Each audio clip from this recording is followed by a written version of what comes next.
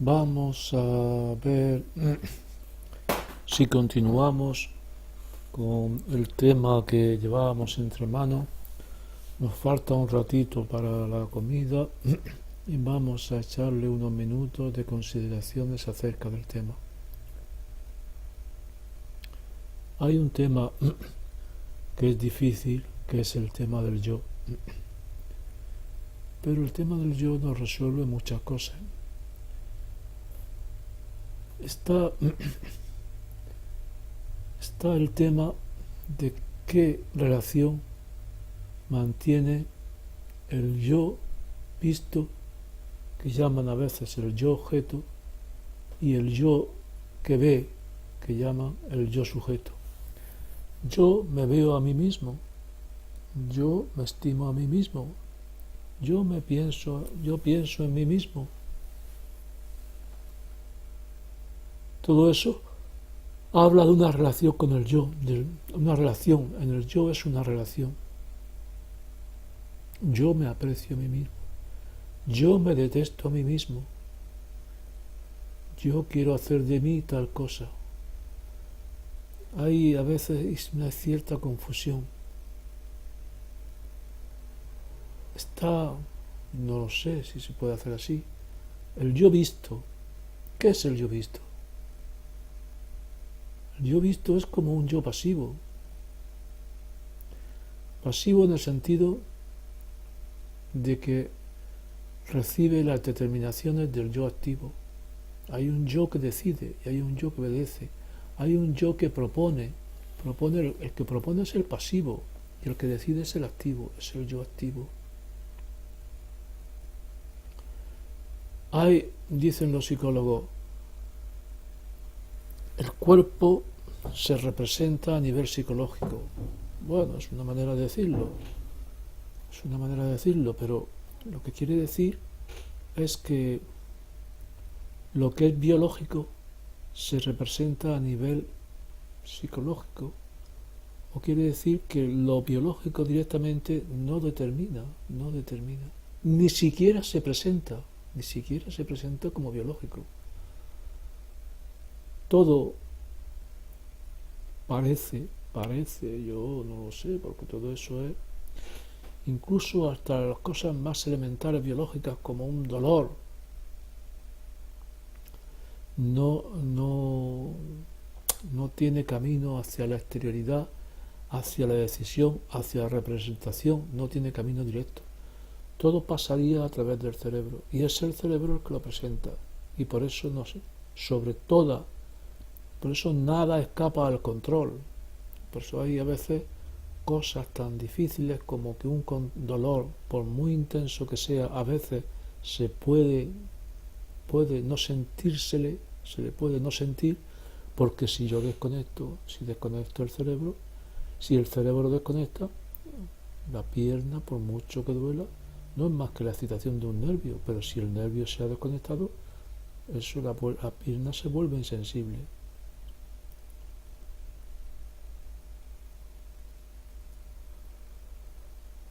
Hay a veces maneras de que la representación no llegue al cerebro, pero no porque el cerebro domine, sino porque la propia sensación se hace opaca. Por ejemplo, yo, cuando era más pequeño, tenía a lo mejor 10 años, por ahí, me bañé en la playa y me metí entre un balneario, y los balnearios tienen unas columnas que están llenas de, a lo mejor, de caracolas muy cortantes, y me corté en una pierna. Pero no me di cuenta, no lo sentí. El agua del mar hacía de narcótico, hacía de sedante, y resultaba una sensación extraña verse la sangre saliendo, verse el corte y no sentir nada. No porque yo, por un control cerebral, hubiera reprimido, hubiera cortado el camino que conduce desde la sensación hasta el cerebro, sino porque al inicio mismo no se activó el mecanismo de transmisión neurológico, neuronal o nervioso. Entonces estamos dándole vueltas al tema. Es un tema muy difícil, se ha escrito mucho y es muy difícil de moverse, porque estamos acostumbrados a trabajar, actuar, vivir con ello, pero no pensando sobre ello. Es una manera antinatural, es una natural en contra. Se puede llamar el yo, se puede llamar la conciencia. No se sabe bien lo que es. La conciencia, ¿qué es?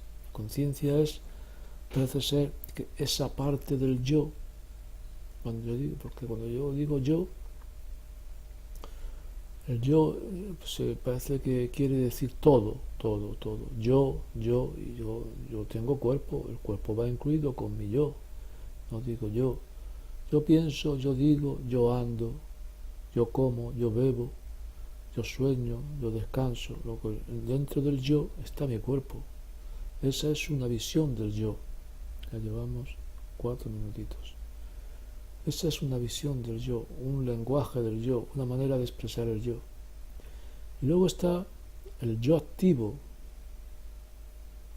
Y luego está el yo pasivo. Hay un yo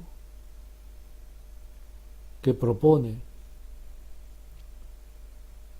voy a castigar mi cuerpo, no voy a comer aunque tenga hambre. Está el yo que propone, se propone al tribunal, al ser yo juez que está en lo alto. El yo que propone le presenta el cansancio. He aquí el cansancio. No se presenta el cuerpo, no se presenta. Es una cosa curiosa, el cuerpo no se presenta. Se presenta la representación de la sensación. Es como hay un representante. Y a ese representante se le dice: no, ahora mismo su tema no es importante. Váyase usted, vuelva otro día, siga usted presentando sus credenciales, siga usted presentando sus cartas, háganos nuevas visitas, queremos escucharle, no queremos dejarle de lado, pero de momento hay otros temas más importantes. O se le va a conceder en parte, se le va a atender en parte, se le va a compaginar con otros. Esa es mi visión del yo. Pero, ¿qué es ese yo que se representa? ¿Y qué es ese yo que juzga? ¿Qué es ese yo que juzga? ¿Quién es ese yo que juzga? ¿Qué hace ese? ¿Es ese mismo también? ¿Es el yo conciencia? Parece ser.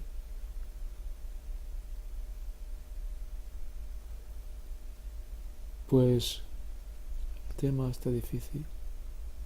El tema es difícil. Hay diversas posiciones. Hace poco, mirando para otra cosa, un libro de eso, de pedagogía, quizá hablaba sobre, me encontré con una propuesta valiente. ¿Qué es el yo? Podría decir, no me acuerdo si era a propósito del yo, pero podría aplicarse. Nietzsche, por ejemplo, según lo que dice, es un conjunto de fuerzas. El individuo es un conjunto de fuerzas y la decisión no es más que la fuerza mayor. Pero eso es así, pues es posible, es muy posible. Es decir, no es sino una mecánica, no es sino... Porque, ¿qué podría ser en el fondo sino eso? ¿Qué podría ser?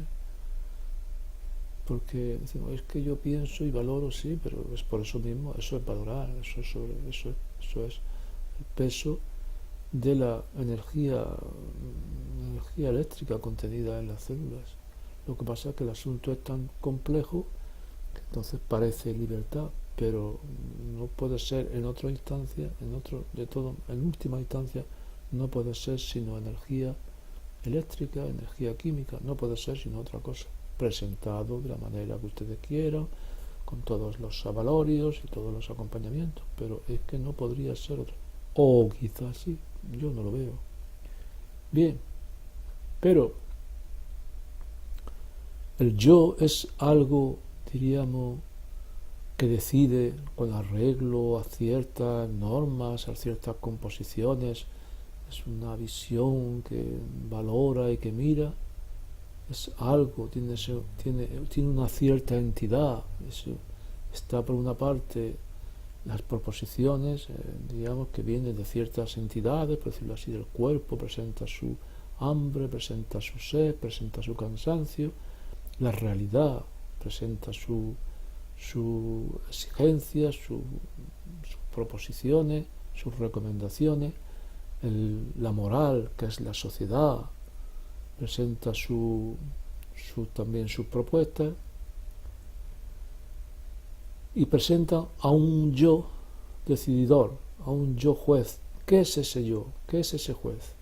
Es una entidad que valora, que mide, que sopesa, o por el contrario, no es nada, no es nada. El yo no es sino el resultado de la superposición, el resultado de la suma. 5 para esto, 3 para aquello, 9 para aquello.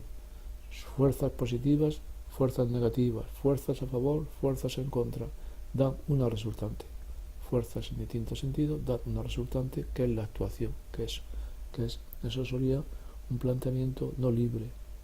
Pero no importa, es un planteamiento que tiene mucho de importancia, porque el asunto de la libertad está muy en conflicto, muy en discusión, y la ciencia va también avanzando y va descubriendo que la libertad es una apariencia. Si antes se dio por el lado del psicoanálisis que la parte de la conciencia, la libre, era pequeño, ahora resulta que es la ciencia también, la neurología también, la que viene a decir lo mismo.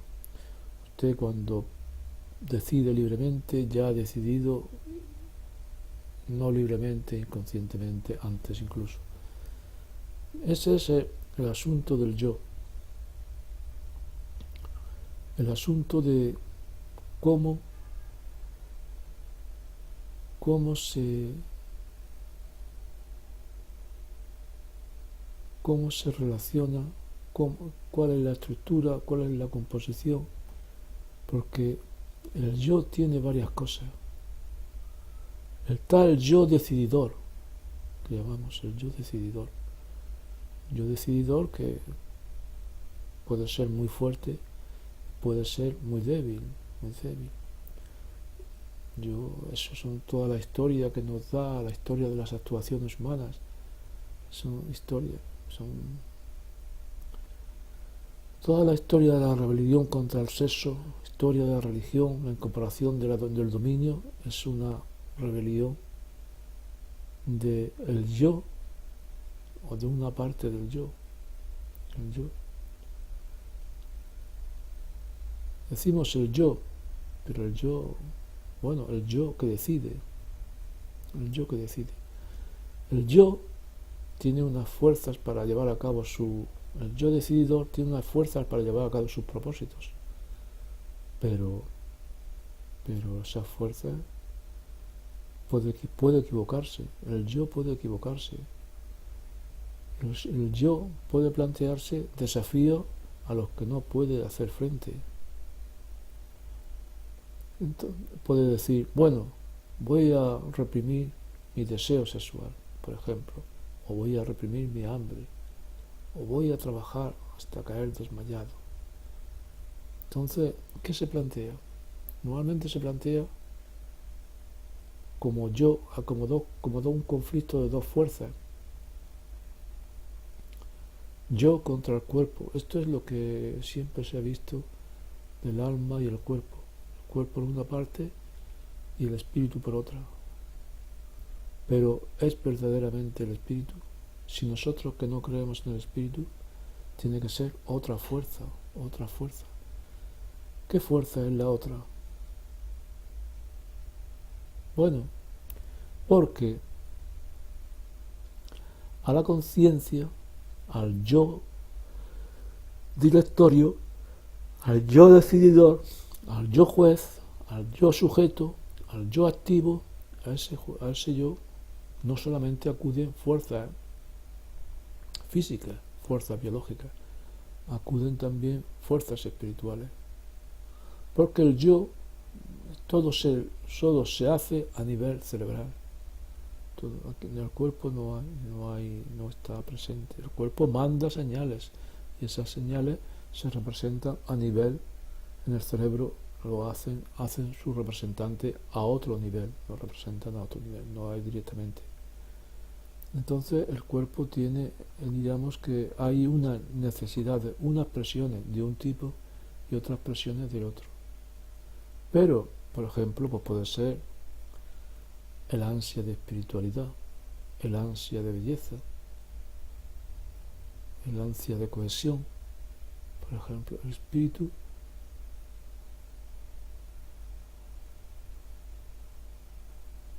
porque claro, son tantísimas las solicitaciones que recibe el yo activo o el yo directorio, son tantísimas y no están tampoco, no parece, con las informaciones que recibimos de las investigaciones cerebrales, no lo parece, no es que decir, aquí hay una sensación, aquí está la otra sensación, aquí está la otra presión, aquí está la otra, hay 5, hay 6, y bueno, a ver cuál elijo. No se trata de eso, no se trata de eso. Son tantísimas las representaciones, son tantísimas las solicitaciones y de tan diversas, y una solicitud además tiene que encuadrarse dentro de una historia, dentro de un pasado, dentro de 1000. ¿Eso qué hace? ¿Qué hace? Hace, por ejemplo, según parece ser que el cerebro se organiza en nódulos. Bueno, un conjunto, por ejemplo, a lo mejor de representaciones, pongamos pues un deseo sexual, no es simplemente se responde al deseo, se responde al deseo y al mismo tiempo se intenta integrar ese deseo dentro del conjunto de la totalidad, porque primero, dentro de la historia del deseo, dentro de la historia de las satisfacciones, cómo pasó con las anteriores ocasiones, se compara esta con aquella, se ve, se recuerda uno las respuestas, recuerda uno los resultados y al mismo tiempo tiene en cuenta todo, tiene en cuenta los valores, tiene en cuenta la sociedad, tiene en cuenta las consecuencias, tiene en cuenta todo. O sea, hay una organización grandísima de todas las solicitaciones a la hora de valorar.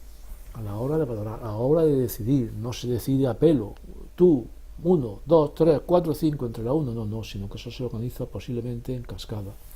Un conjunto de representaciones similares se encamina hacia una cúspide, esa cúspide tiene relación con otras cúspides, las representaciones sensibles tienen que ver con el conjunto de representaciones sensibles en el pasado. Y también, por ejemplo, pues la atención. Yo tengo a lo mejor un deseo de comer, pero tengo que acordarme de esa comida, qué placeres, qué consecuencias tuvo. Entonces eso se produce en mí y luego pues, entra también no solamente de los placeres, sino que luego entran representaciones de otro tipo, representaciones mentales, hasta qué punto la comida es buena, puede tener buen sabor, pero no apetece para la salud. Entonces, la complejidad, por ejemplo, la complejidad de las representaciones lleva a una búsqueda de la unidad. Eso hace que no estén presentes ahí todas las representaciones así tal cual, sino que hay un caos o un desorden. Hay un orden o un desorden a distintos niveles. Por ejemplo, entonces se dice hay quien vive más a flor de piel. ¿Qué quiere decir? Que las representaciones no cogen profundidad. Las representaciones pueden, ya depende también del propio individuo, pueden ordenarse con reglas directorias más profundas o pueden situarse a un nivel más superficial y entonces decidir entre ellas sin apenas diríamos, encaminarlas en relación con la profundidad de la totalidad de la vivencia. En ese caso, entonces, por eso hay una búsqueda de la unidad.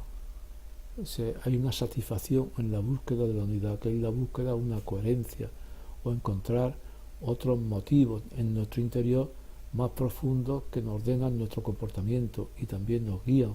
Todo eso es lo que se hace, por ejemplo, en la meditación, el silencio. Y también necesitamos guías, normas, por ejemplo, porque no se trata simplemente de estar ahí, pero como luego hay valores, hay asuntos sociales, hay pensamientos. Entonces, eso es, diríamos, cómo actúa el yo. Ahí eso se mezcla con un tema, que es el yo, la búsqueda, el yo que se busca a sí mismo. ¿Qué significa eso en términos de yo? En términos de yo, buscarse a sí mismo. No lo sabemos, no lo sabemos. Está planteado como que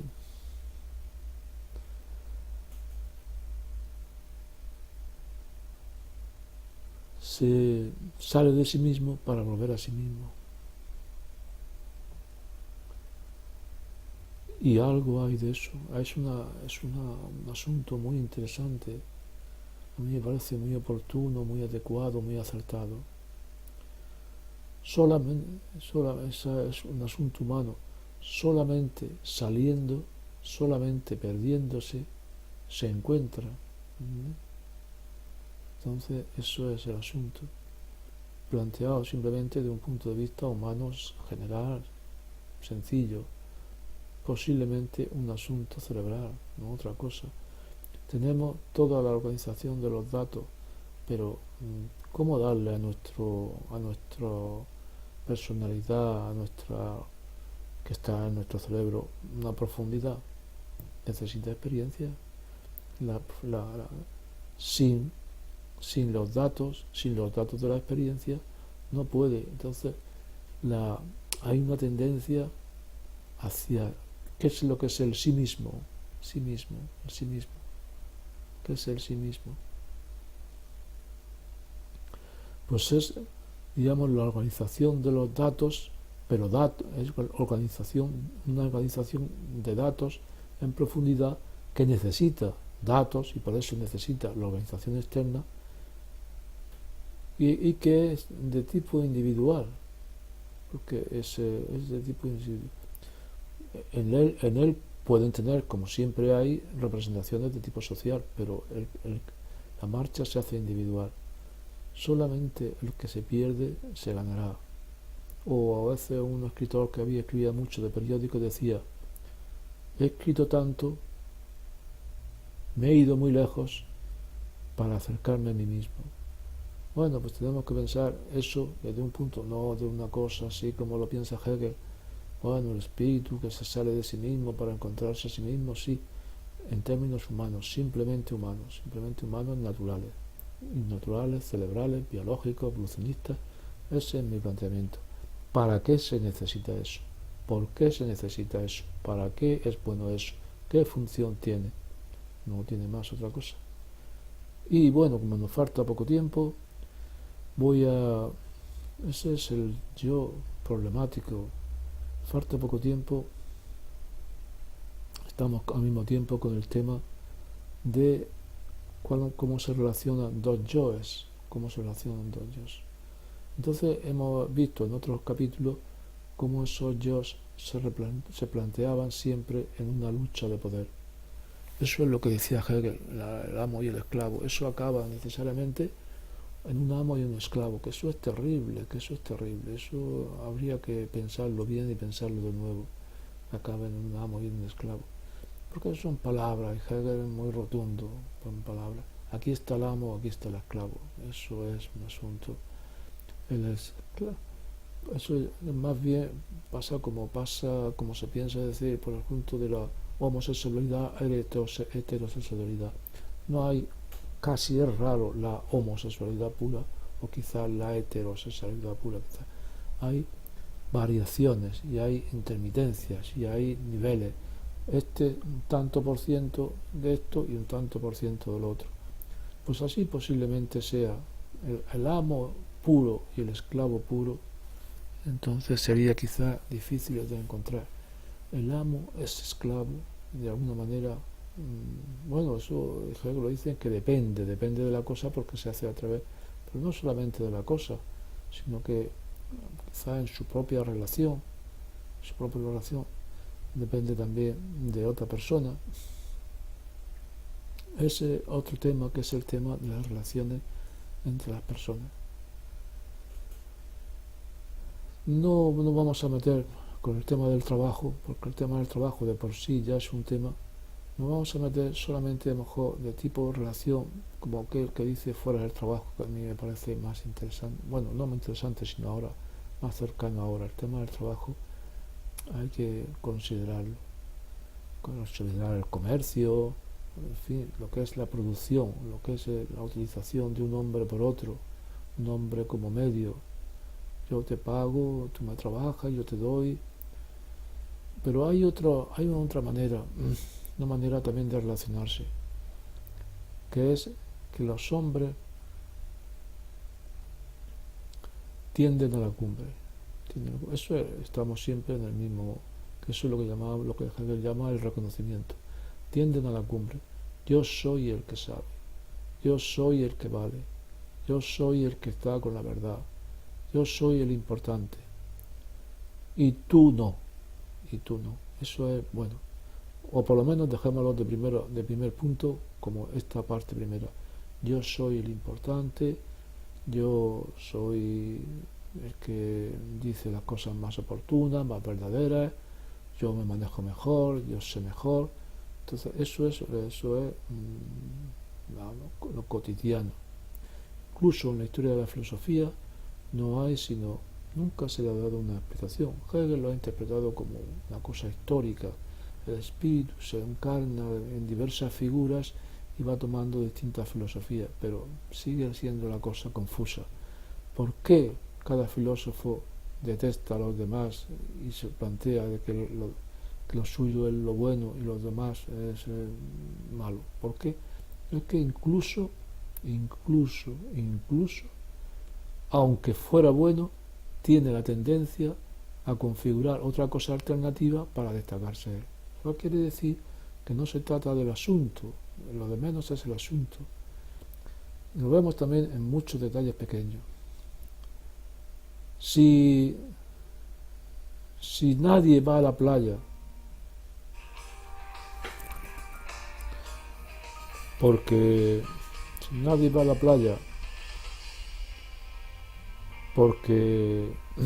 no tiene dinero, entonces yo voy a la playa y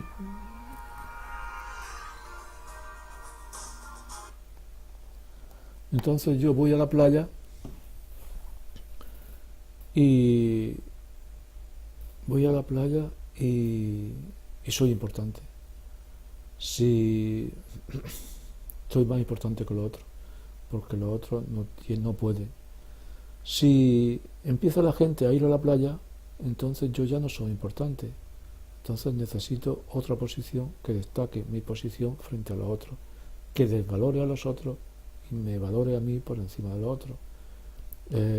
Entonces yo diré, eso es una vulgaridad, allí no hay más que montones, aquí no hay más que montones de gente. A mí me gustan las playas solitarias, donde no va nadie. Entonces sí encontrarás, los otros son una mayoría, un montón, y tú una individualidad mucho más valiosa que los otros.